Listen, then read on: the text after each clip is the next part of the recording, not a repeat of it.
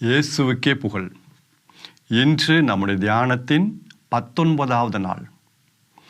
இன்றைய தியான சிந்தனைகள் அனைத்தையும் கடவுளுடைய பாதத்தில் வைத்து ஒரு சிறு ஜெபத்தோடு நாம் தொடங்குவோம். எங்களை ஒவ்வொரு நாளும் பாதுகாத்து வழிநடத்தி வரும் அன்பு தந்தையே இறைவா, இன்று உம்முடைய வார்த்தையில் நாங்கள் வியப்புக்குரியவற்றை அனைத்தையும் காணும்படி எங்கள் கண்களை பிரகாசித்தரலும். உம்முடைய வார்த்தையை நாங்கள் தெளிவாக கேட்கும்படி எங்கள் காதுகளை திறந்தரலும். உம்முடைய வார்த்தையை நாங்கள் சரியாக புரிந்து கொள்ளும்படி எங்கள் உள்ளங்களை திறந்தரலும். இந்த மன்றாட்டுகள் எல்லாம் எங்கள் ஆண்டவராகிய இயேசு கிறிஸ்து வழியாக உம்மை மன்றாடுகிறோம். ஆமென். இறை இயேசுவில் அன்பார்ந்த சகோதர சகோதரிகளே, இன்றைய நாட்களில் நாம் பவுலடிகளார் ரோமருக்கு எழுதிய திருமுகத்தை நாம் ஆழமாக தியானித்து வருகிறோம். இப்பொழுது அந்த கடிதத்தின் 4வது பகுதியில் நாம் நிற்கிறோம். இந்த 4வது பகுதி எங்கிருந்து ஆரம்பித்து எங்கே முடியுது? ரோமருக்கு எழுதிய திருமுகம் 6வது அதிகாரத்திலிருந்து 8வது அதிகாரம் முடிய இந்த பகுதி செல்கிறது. இது மிகவும் முக்கியமான பகுதி என்று கூட சொல்லலாம். இப்போது நாம் 8வது அதிகாரத்தில் இருக்கிறோம். இந்த 8வது அதிகாரம் ஒரு கிளைமேக்ஸ், ஒரு உச்சகட்டம் என்று கூட சொல்லலாம். இது முழுக்க முழுக்க தூய ஆவியானவரை பற்றியுள்ள ஒரு அதிகாரம். இது கிறிஸ்தவ வாழ்க்கை அடிப்படையான நமக்கு என்ன தேவையோ அது இந்த அதிகாரத்தில் கடவுள் வைத்திருக்கிறார், சொல்லி தருகிறார், கற்றுத் தருகிறார். எனவே நாம் கவனத்துடன் இந்த அதிகாரத்தை மிகவும் முக்கியத்துவம் கொடுத்து நாம் இது கவனித்தால் நன்றாக இருக்கும். நாம் இப்பொழுது முதல் வசனத்துக்கு வருவோம். 8வது அதிகாரம் முதல் வசனம். இந்த முதல் வசனம் மிகவும் உற்சாகத்தை தரக்கூடிய வசனம். இந்த முதல் வசனமே நம்முடைய கிறிஸ்தவ வாழ்வுக்கு ஒரு அச்சாரமாக, ஒரு நம்பிக்கை தரக்கூடிய வசனமாக, நம்மை திடப்படுத்தக்கூடிய ஒரு வசனமாக அமைந்துள்ளது. முதல் வசனம் ரோமர் 8:1. கிறிஸ்து இயேசுவோடு இணைந்திருப்பவர்களுக்கு இனி ஒருபோதும் தண்டனை தீர்ப்பு இல்லை. கிறிஸ்து இயேசுவோடு இணைந்திருப்பவர்களுக்கு இனி தண்டனை தீர்ப்பே இல்லையா? எவ்வளவு உற்சாகத்தை தரக்கூடிய வசனத்தை பாருங்க. இனி நாம் பயப்பட தேவையில்லை. உலகத்தில் உள்ள மக்கள்கிட்ட போய் கேட்டு பாருங்க, உங்களுக்கு கடைசியில் தண்டனை கிடைக்குமா கிடைக்காதா, கடவுள் உங்களை தண்டிப்பாரா? எங்களுக்கு தெரியாதுன்னு சொல்லுவாங்க. அவங்களுக்கு உறுதி இல்லை, அவங்களுக்கு தெரியாது, உண்மையிலே அவங்களுக்கு தெரியாது. ஆனால் கிறிஸ்துவை ஏற்றுக்கொண்ட நாம், கிறிஸ்துவின் மீது நம்பிக்கை கொண்டுள்ள நாம், நமக்கு ஒரு உறுதி தூய ஆவியானவர் தருகிறார். இந்த கடிதத்தின் வழியாக கிறிஸ்து இயேசுவில் உள்ளவர்களுக்கு, கிறிஸ்துவோடு இணைந்தவர்களுக்கு இனி தண்டனை தீர்ப்பே கிடையாது. இனி குற்ற உணர்வு நமக்கு வேண்டாம். ஒரு சிலர்லாம் பாவம் செய்த பிறகு பாவம் மன்னிப்பு கேட்பாங்க, பாவ சங்கீதம் செய்வாங்க. ஆனால் இருந்தாலும் ஒரு குற்ற உணர்வு அவங்கள்ட்ட இருந்துகிட்டே இருக்கும். அவர்களுக்கும் இது உற்சாகத்தை தரக்கூடிய வசனம். நன்றி சொல்லுங்க இறைவா, இந்த வசனத்தை எங்களுக்கு கொடுத்தமைக்காக நன்றி சொல்லுங்க. இனிமேல் நீங்க குற்ற உணர்வுலேயே வாழ தேவையில்லை. ஏன்னா கிறிஸ்து இயேசுவோடு இணைந்திருப்பவர்களுக்கு இனி தண்டனை தீர்ப்பே கிடையாதாம். ஏன்னா எனக்கு உற்சாகத்தை தருதான் இப்படி நான் அழுத்து சொல்றேன். எனக்கு அவ்வளவு உற்சாகத்தை தரக்கூடிய வசனமாக அமைந்துள்ளது. அடுத்து 2வது வசனம், ஏனெனில் கிறிஸ்து இயேசுவோடு இணைந்திருப்பவர்கள். 2வது வசனம், ஏனெனில் கிறிஸ்து இயேசுவோடு இணைந்திருப்பவர்களுக்கு வாழ்வளிக்கும் தூய ஆவியின் சட்டம், அது பாவத்தின் சட்டத்திலிருந்தும் சாவின் சட்டத்திலிருந்தும் விடுதலை தருகிறதாம். இப்போ புதிய ஒரு சட்டம் நமக்குள்ள வந்திருக்கிறது. ஏன் நமக்கு தண்டனை தீர்ப்பு கிடையாது? அதோடைய விளக்கம் தான் இது. ஏன் நமக்கு தண்டனை தீர்ப்பு கிடையாது? ஏன்னா வாழ்வளிக்கும் தூய ஆவியானவரின் சட்டம் நமக்குள்ள வந்திருக்கிறது. இப்போ பாவத்தின் சட்டத்திலிருந்து சாவின் சட்டத்தில் நமக்கு விடுதலை தருகிறது. இனி நம்ம ஒன்று கீழே இழக்க முடியாது. எந்த பாவ செயலும் பாவம் செய்யக்கூடிய சோதனையும் நம்ம கீழே இழுக்க முடியாது. ஏன்னா அதை விட வல்லமையுள்ள ஒரு சட்டம் தூய ஆவியின் சட்டம், தூய ஆவின் வல்லமை என்று கூட சொல்லலாம். தூய ஆவின் சட்டம்ங்கிறது தூய ஆவின் வல்லமை, the power of the holy spirit. அப்படி கூட சொன்னால் இன்னும் நன்றாக இருக்கும். அந்த ஒரு வல்லமை நமக்கு கிடைத்து விட்டது. ஏன்? தூய ஆவியானவரே நமக்குள்ள வந்து விட்டாரு. இந்த ஏரோப்ளேன், பெரிய பெரிய பிளெயின்லாம் பார்த்தீங்கன்னா எவ்வளோ லக்கேஜ் ஏற்றுவாங்க தெரியுமா? இந்த போவிங் போல பெரிய பெரிய பிளெயின்லாம் லக்கேஜ் நிறைய ஏற்றுவாங்க. இது போதாதென்று நிறைய பேர் ஏறுவாங்க. ஆனால் இன்ஜின் ஸ்டார்ட் ஆன பிறகு அது பார்த்திங்கன்னா அவ்வளோ அழகாக மேலே பார்த்தீங்களா, அது போகிறத பார்க்கவே அவ்வளோ அழகாக இருக்கும். எவ்வளோ லக்கேஜ் தாங்கிட்டு போகுது. அது மாதிரி நம்முடைய வாழ்க்கையில் எவ்வளவு அந்த ஒரு பாவம் நம்ம கீழே எடுத்தாலும் தூய ஆவியானவர் நமக்குள்ளே வந்ததுனால இப்போ தூய ஆவியானவர் நம்ம அப்படியே மேலே கொண்டு போகிறாரு. அந்த பாவத்தின் சட்டத்தின் மேலே, சாவின் சட்டத்தின் மேலே நம்ம அப்படியே தூக்கி கொண்டு போகிறாரு. அப்போ இது எப்படி நடந்தது? அதுதான் 3வது வசனம். அதோட விளக்கம் தான் 2வது வசனத்தோட விளக்கம் தான் 3வது வசனம். எல்லாம் ஒவ்வொரு வசனமும் ஒவ்வொரு வசனத்தோட தொடர்பு கூடியது. அது 3வது வசனம் என்ன? ஊனியல்பின் காரணமாக வலுவற்றிருந்த திருச்சட்டம் நிறைவேற்ற முடியாததை கடவுள் நிறைவேற்றினார், கடவுள் செய்தார். கடவுள் நல்ல நோக்கத்தோடு தான் திருச்சட்டம் கட்டளைகள்லாம் கொடுத்தாரு, 10 கட்டளை மற்ற கட்டளைகள்லாம். ஆனால் அதை கடைப்பிடிக்க மனிதனால் முடியல. திருச்சட்ட கட்டளைகளோட தப்பு கிடையாது, மனிதனால் முடியல. அவன் பாவம், அவனுக்குள்ள பாவம் வேலை செய்யுது. ஊனு இயல்புனா மனமும் உடலும் விரும்பியவாறு நடந்து கொள்கிற ஒரு வாழ்க்கை. எபேசியர் 2வது அதிகாரம் 3வது வசனத்தில் இது வருது. எபேசியர் 2வது அதிகாரம் 3வது வசனத்தில் இது வருகிறது. ஊனியல்பின் தீய செயலின்படி வாழ்ந்து உடலும் மனமும் விரும்பியவாறு செய்து கடவுளுடைய சினத்திற்கு ஆளானோம். அப்போ உடலும் மனமும் விரும்பியவாறு நடந்து கொள்வதுதான் ஊனியல்பு, என்னுடைய சொந்த விருப்பத்தின்படி நடந்து கொள்வது. அப்போ அது எனக்குள்ள இருக்கிறதுனால இந்த திருச்சட்டத்தால் என்னால் ஒன்றும் செய்ய முடியல, எனக்கு அந்த திருச்சட்டத்தை நிறைவேற்ற முடியல, கட்டளை கடைப்பிடிக்க முடியல. அதுதான் 3வது வசனத்தோடைய தொடக்கம். அடுத்த 3வது வசனம் இன்னொரு வசனம், அருமையான வசனம், அதுதான் முக்கியமான வசனம். எனவே என்ன கடவுள் செய்தாரு?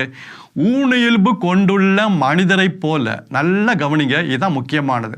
ஊனியல்பு கொண்டுள்ள மனிதரை போல தம் மகனை அனுப்பி மனிதருக்குள்ள இருந்த பாவத்திற்கு முடிவு கட்டினார். அப்பா, யாரு? இயேசு கிறிஸ்து நம்மை போல வந்தாராம். நாம் ஊனியல்பில் இருக்கிறோம், அதே போல அவர் நம்மை போல வந்தாராம். அதாவது அவர் நம்மை போல ஆக்கி கொண்டார். ஊனியல்புனா சுருக்கமாக சொல்ல போனால் என்னுடைய விருப்பம். நான் எனக்கு விருப்பமானதை செய்வேன், நான் எனக்கு விருப்பமானதை பார்ப்பேன், நான் எனக்கு விருப்பமானதை கேட்பேன், நான் எனக்கு விருப்பமானதை பேசுவேன், எனக்கு இன்பத்தையும் சந்தோஷத்தையும் தரக்கூடியது மட்டும்தான் நான் என் கரங்களால் செய்வேன். என்னுடைய விருப்பம் எனக்கு எது திருப்தி தருகிறதோ, எனக்கு எது இன்பத்தை தருகிறதோ அதுதான் ஊனியல்புங்க. அப்படி வாழ்கிற வாழ்க்கை தான் ஊனியல்பின்படி வாழ்கிற வாழ்க்கை. இயேசு கிறிஸ்துவுக்கு இது மனிதனாக நம்மை போல வந்த பொழுது இந்த என்னுடைய விருப்பம் என்று அவருக்கு வந்து விட்டது. இதில் தான் அவர் நம்மை போல ஆக்கி கொண்டார்னு சொல்லுகிறது. அவருக்கு இந்த கோடு போட்டுக்கோங்க, என்னுடைய விருப்பம் அப்படின்னு ஒன்று இருந்துச்சு. யோவான் நற்செய்தி 6வது அதிகாரம் 38வது வசனம். யோவான் நற்செய்தி 6வது அதிகாரம் 38வது வசனம். நான் என்னுடைய விருப்பத்தை நிறைவேற்ற அல்ல, மாறாக என்னை அனுப்பினவருடைய விருப்பத்தை நிறைவேற்றவே நான் இவ்வுலகிற்கு வந்தேன். நான் என்னுடைய விருப்பம், பார்த்தீங்களா, நான் என்னுடைய விருப்பத்தை நிறைவேற்ற அல்ல, என்னை அனுப்பினவருடைய விருப்பத்தை நிறைவேற்றவே நான் விண்ணுலகிருந்து இறங்கி வந்தேன். அப்போ அவருக்கொன்று ஒரு விருப்பம் இருந்துச்சு. இதனால தான் அவர் பல முறை சோதிக்கப்பட்டார் தன்னுடைய விருப்பத்தை செய்ய. ஆனால் ஒரு முறை கூட அவர் பாவம் செய்யலை. எபிரெயர் 4வது அதிகாரம் 15. அவர் நம்மை போல எல்லாவற்றிலும் சோதிக்கப்பட்டார், ஆனால் பாவம் செய்யலை. தன்னுடைய சொந்த விருப்பத்தை செய்ய ஒரு சோதனை வந்துட்டே இருந்துச்சு, ஆனால் பாவம் செய்யவில்லை. அப்போ 33 ஆண்டுகள் அவர் நம்மை போல வாழ்ந்து பாவத்தை ஜெயித்தார். அது மட்டுமல்ல, அவர் சிலுவையில் நம்முடைய பாவத்திற்கான தண்டனையும் அவர் ஏற்றுக்கொண்டார். அந்த தண்டனை ஏற்றுக்கொண்ட பொழுது அந்த பாவத்தினுடைய வல்லமை போயிடுச்சு. இனி பாவத்திற்கு சக்தி கிடையாது. பாவம் நம்மகிட்ட வரும், ஆனால் இப்போ நம்ம நோன்னு சொல்ல முடியும். அது மட்டுமல்ல, அந்த சிலுவையின் மரணத்தால் அவர் சிந்திய இரத்தத்தினால அந்த இரத்தத்தினால் நம்முடைய உள்ளம் தூய்மையாக்கப்படுகிறது. தூய்மையாக்கப்பட்ட பிறகு தூய ஆவியானவராகிய கடவுள் நமக்குள்ள வருகிறாரு. இதுக்கு முன்னாடி யாருக்குள்ளேயும் தூய ஆவியானவர் வர முடியல. ஏன்னா இயேசு ரத்தம் சிந்தவில்லை. இப்பொழுது இயேசு ரத்தம் சிந்தியதால் அந்த இரத்தத்தினால் நம்முடைய உள்ளம் தூய்மையாக்கப்பட்டு இப்போ தூய ஆவியானவர் நமக்குள்ள வந்ததால் புதிய ஒரு சட்டம், புதிய ஒரு வல்லமை. இப்பொழுது நாம் பாவத்திற்கு பயந்து வாழ தேவையில்லை, பாவத்திற்கு அடிமையாக தேவையில்லை, கோபத்திற்கு அடிமையாக தேவை கிடையாது, மதுபானத்திற்கு போதை மருந்துக்கு அடிமையாக தேவை கிடையாது. இனி நம்முடைய சோர்ந்து மனத்தாங்கள் அடைய மனம் தளர்ந்து போக தேவை கிடையாது. நம்முடைய பேச்சை கட்டுப்படுத்த முடியும். ஏன்னா தூய ஆவியானவர் நம்மை பலப்படுத்துகிறார், சக்திப்படுத்துகிறார். நம்முடைய சொந்த சக்தி அல்ல. No no no no. பவுலடிகளார் 7ஆவது அதிகாரத்தை சொன்னார், நான் விரும்பியதை என்னால் செய்ய முடியல, நான் விரும்பாத தீமையை தான் செய்கிறேன். நான் விரும்பிய நன்மையை என்னால் செய்ய முடியல, நான் விரும்பாத தீமையை செய்கிறேன். இதுதான் நம்முடைய ஆக்சுவல் வாழ்க்கை. ஆனால் இப்பொழுது புதிய ஒரு வல்லமை, தூய ஆவியானவர் நமக்குள்ள வந்ததால் இப்போ நாம் விரும்புகிற நன்மை செய்ய முடியும், நிச்சயமாக செய்ய முடியும். அன்பானவர்களே, எப்படி இது நடந்தது? இதோடைய பின்னணி என்ன? ஒரு அடையாளமாக நாம் வேற இடத்துல பைபிளை இதை பார்க்கலாம். அதாவது யோவான் எழுதிய நற்செய்தி 2ஆவது அதிகாரம் 1 முதல் 11 முடிய வசனங்கள். யோவான் எழுதிய நற்செய்தி 2ஆவது அதிகாரம் 1 முதல் 11 முடிய வசனங்கள்ல கானா ஒரு திருமணத்தின் கானா ஊர்ல ஒரு திருமணம் ஒன்று நடந்த அந்த நிகழ்ச்சி நமக்கு தெரியும். அந்த நிகழ்ச்சியை பற்றி பலர் நல்ல நல்ல கருத்துக்களாக எடுத்து பேசுகிறாங்க, பிரசங்கம் பண்ணுறாங்க, ரொம்ப நல்லது எழுதியிருக்காங்க. நல்லது, நல்ல நல்ல கருத்து வேற, உண்மையிலே கடவுள் அங்கே சொல்லக்கூடிய கருத்து அது வேற. அப்போ உண்மையிலே அந்த சம்பவத்தில் திருமண அந்த நிகழ்ச்சியில் தூய ஆவியானவர் அங்கே என்ன சொல்ல வராரு, அது மிக முக்கியமானது. என்ன சொல்ல வராரு, அந்த முக்கியமான கருத்து என்ன? அது முக்கியமான கருத்து தெரிஞ்சுக்கணுமா, அந்த இயேசு செய்த புதுமையை நம்ம பார்க்கணும். நமக்கு அந்த பேக்ரவுண்ட்லாம் தெரியும். இப்போ நான் அதுக்கு போகிறது கிடையாது, டைம் கிடையாது. அப்போ இயேசு என்ன சொன்னார், வேலையாட்களை பார்த்து, இந்த கல் தொட்டிக்குள்ளே தண்ணீர் நிரப்புங்க. அங்கே கல் தொட்டி இருந்துச்சு, அதில் தண்ணியை ரொப்புங்க அப்படின்னு சொன்னார். இந்த கல் தொட்டி எதற்காக அந்த யூதர்கள் வைத்திருந்தார்கள்? அது தூய்மை சடங்குக்காக பயன்படுத்தக்கூடிய கல் தொட்டிகள். அதுக்குள்ளே தண்ணி இருக்கும். இவங்க எப்பயாவது தீட்டுப்பட்டாங்கன்னா அந்த தீட்டை தூய்மைப்படுத்த, அந்த தீட்டிலிருந்து விடுதலை பெற இவங்க இந்த கல் தொட்டிக்குள்ள தண்ணியை எடுத்து அவங்க தூய்மைப்படுத்திக் கொள்ள வேண்டும். இப்படி யூதர்களுடைய வீடுகளில் இந்த கல் தொட்டியில் தூய்மை சடங்குக்காக தண்ணி எப்பவுமே இருந்துச்சு. ஏதாவது இறந்த ஒருவரை தொட்டாலோ அல்லது இறந்த ஒரு செத்த ஒரு மிருகத்தை தொட்டாலோ இவங்க பல காரணங்களால் தீட்டடைவாங்க. அந்த திருச்சட்டத்தில் கட்டளையால் கொடுத்துருக்கு. அப்போ அந்த தீட்டு அடைந்தால், தீட்டுப்பட்டு விட்டால் இவர்கள் தூய்மையாக்கி கொள்ள வேண்டும். அப்போ இந்த கல் தொட்டியில் தண்ணி எடுத்து தூய்மையாக்கி கொள்ள வேண்டும். இப்போ என்ன பிரச்சனை, இந்த கல் தொட்டியில் தண்ணி இவர்களை வெளிப்புறத்தில் தான் தூய்மையாக்கும். இப்போ இயேசு செய்த புதுமையை பாருங்க. இயேசு அந்த தண்ணீரை திராட்சரசமாக்க மாற்றினார், அதை குடிக்க கொடுத்தார். உள்ள போச்சு. இதைத்தான் யோவான் எழுதுகிறார், இது இயேசு செய்த முதல் அடையாளம். அப்போ இதுக்கு பின்னாடி ஒரு உண்மை அடைஞ்சிருக்கு. இது இயேசு செய்த முதல் அடையாளம் என்ன?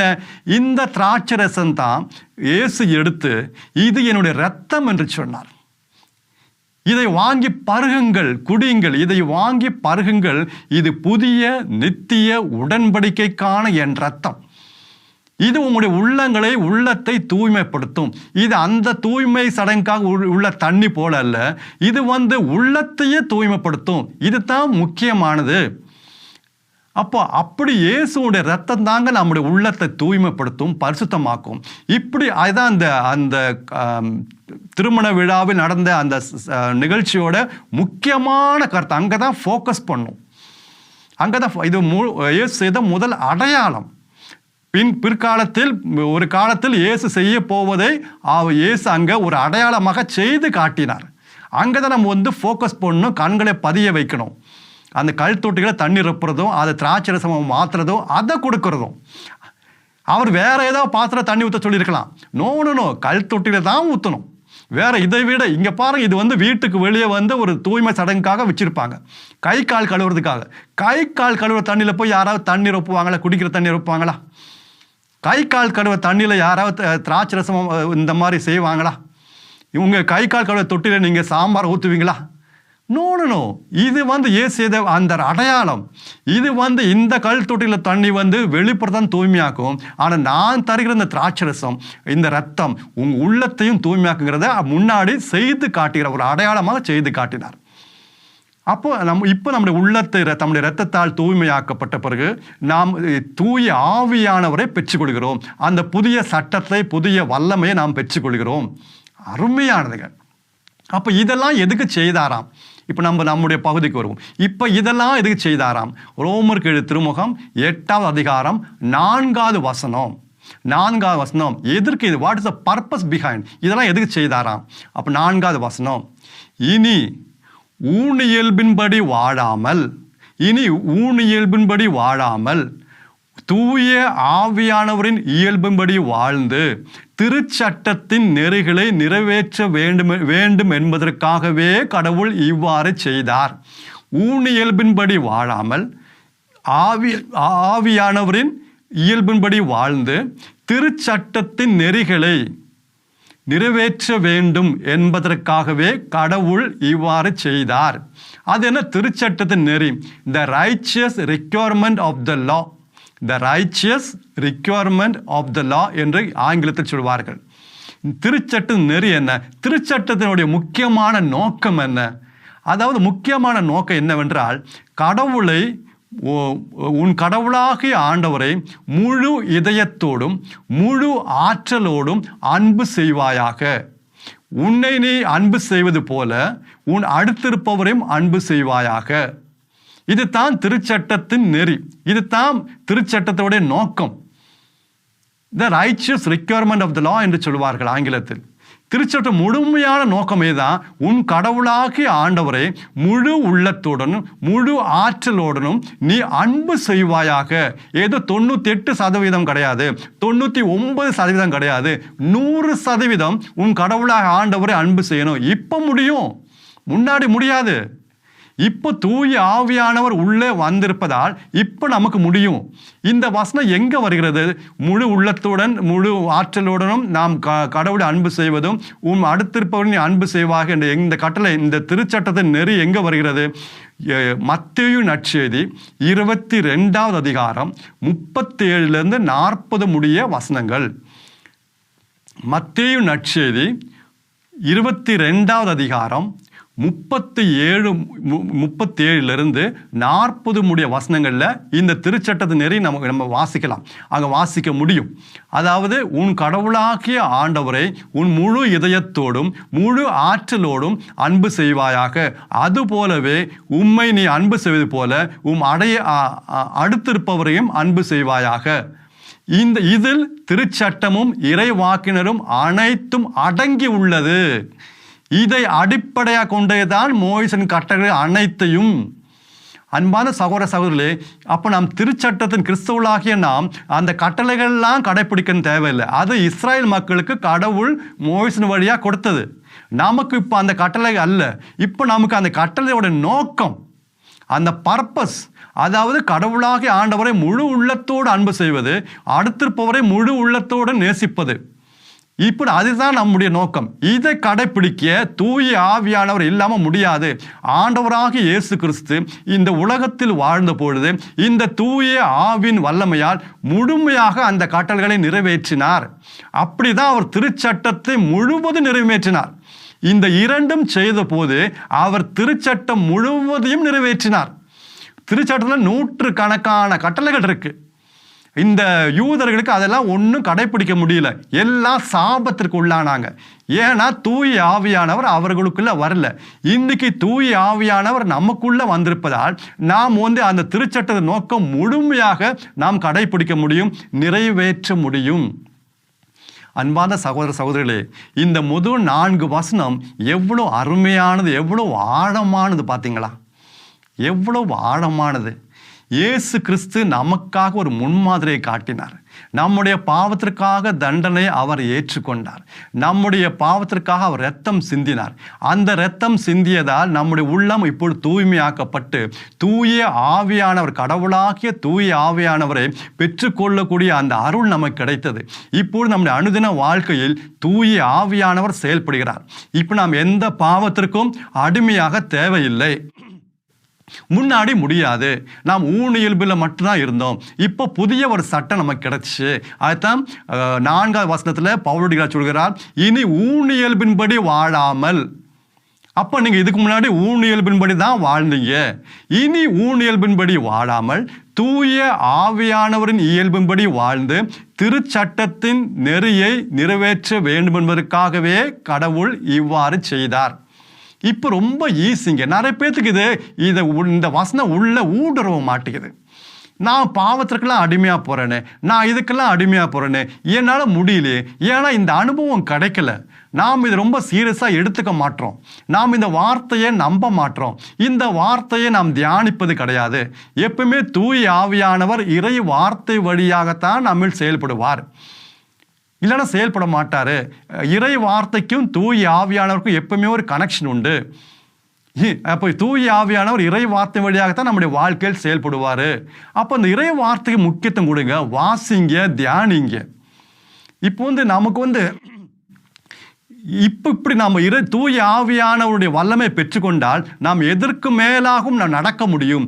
எல்லாவற்றிற்கும் மேலாக, இந்த பூமிக்குரிய காரியங்கள் அனைத்திற்கும் மேலாக நாம் ஆட்சி செலுத்த முடியும். இப்போ ஒரு பிளேன் பறக்குது, ஒரு பறவையும் பறக்குது. இந்த பிளேன் பறப்பதற்கும் ஒரு பறவை வானத்தில் பறப்பதற்கும் எவ்வளோ வித்தியாசங்க. பிளேனுக்கு இந்த பறவையே அப்படி இல்லை, அருமையாக பறக்குது. அது அப்படி ரொம்ப கஷ்டப்பட்டு பறப்பது கிடையாது. அதில் வாழ்வு இருக்குது, லைஃப் இருக்குங்க. அதுதாங்க தூய ஆவியானவர் நமக்குள்ளே இருந்து செயலாற்றுவது. ஒரு வாழ்வு, புதிய ஒரு லைஃப், புதிய ஒரு வாழ்வு நமக்கு கிடைத்து விட்டது. நாம் கஷ்டப்பட்டு நாம் வாழ வேண்டிய தேவையில்லை. நிறைய பேர் இந்த பாவத்தை ஜெயிக்க கஷ்டப்பட்டு போராடுறாங்க. அது பிளேன் போகிற மாதிரி அதை பறக்க வைக்கணும். அது தானாக பறக்காது. ஆனால் தூய ஆவியானவர் வரும்போது நமக்குள்ள ஒரு வாழ்வு, ஒரு புதிய சட்டம், புதிய ஒரு வல்லமை வருகிறது. இனி நாம் பாவத்தை எளிதாக ஜெயிக்கலாம், சோதனைகளை எளிதாக ஜெயிக்கலாம். நம்முடைய சக்தியால் அல்ல, no no no no no நம்முடைய சக்தியால் அல்ல. இது தூய ஆவியானவரின் வல்லமையாக நடக்கிறது. நாம் விட்டு கொடுக்கும் பொழுது, எப்படி இறை வார்த்தையை புரிந்து கொண்டு அதற்காக ஒரு ஏங்கும் பொழுது தூய ஆவியானவர் நமக்குள்ள செயல்படுகிறார். இதை நாம் தொடர்ந்து பார்க்க தான் போகிறோம். அதனால கவலைப்படாதீங்க. இந்த 4 வசனத்தோட 8ஆம் அதிகாரம் முடியல. இந்த தூய ஆவியானவர் பற்றி இன்னும் நிறைய வருகிறது. அதனால இது தொடக்கம்தான், ஒரு முன்னுரை தான். இன்னும் 8ஆம் அதிகாரத்தில் நம்ம ஆழமாக அழகாக நாம் தியானிக்க போகிறோம். அன்பான சகோதரர்களே, ஒரு முறையாவது வாசிங்க அந்த 4 வசனத்தை. 8ஆம் அதிகாரம் முதல் 4 வசனம், ரோமேர் 8ஆம் அதிகாரம் முதல் 4 வசனம் ஒரு முறையாவது வாசிச்சு, இன்னும் ஒரு முறையாவது இந்த செய்தியை மீண்டும் போட்டு கேளுங்க.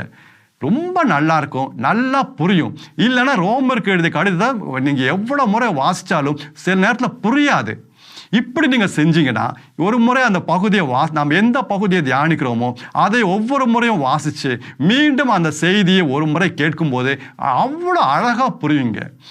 இது நம்ம புரியறதுக்காக தான் கடவுள் எழுதியிருக்காரு தவிர நாம் புரியக்கூடாது என்பதற்காக இல்லை. இது ரொம்ப ஈஸி. ஆனால் நமக்கு இது நம்ம பெரிய ஒரு விஷயமா நம்ம எடுத்துக்கிறது கிடையாது. அதுதான், வேற ஒன்றும் கிடையாது. ஜெபிங்க.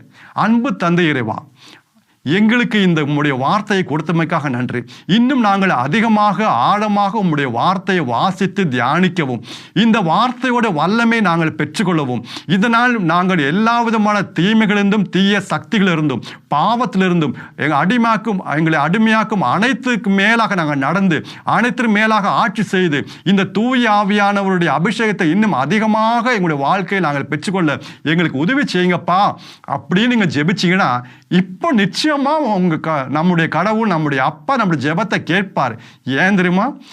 ஏனெனில் இதுவே தகுந்த காலம்.